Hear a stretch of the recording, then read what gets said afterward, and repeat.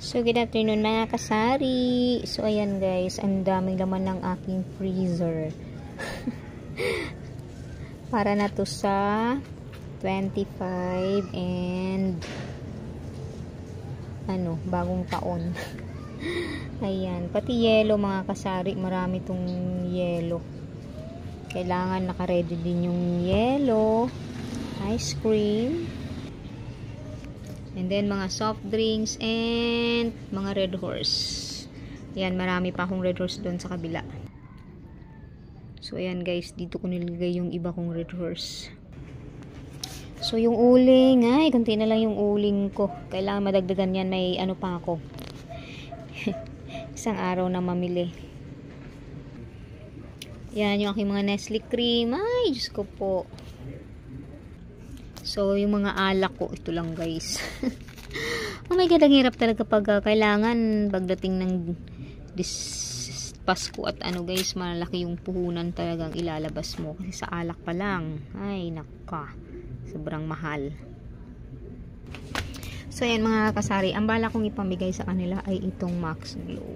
Yan, ito. Ito yung tag 38 pesos. So, ayan nga mga kasari. Kailangan, meron akong, nito, 3 box na ipamimigay. So, magkano din ang nito? Isang box nito, 365. Yan, mas okay kasi ito malaki. Kumpara dito, pag ito nakakaya naman ibigay ito sobrang liit.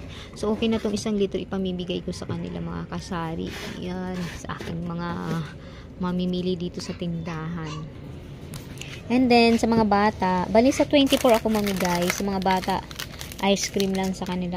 Ito, mga tag-10. Ayan. Kasi marami sila mga kasari. Hindi pwede yung marami yung mahal yung ibibigay mo kasi sobrang daming bata.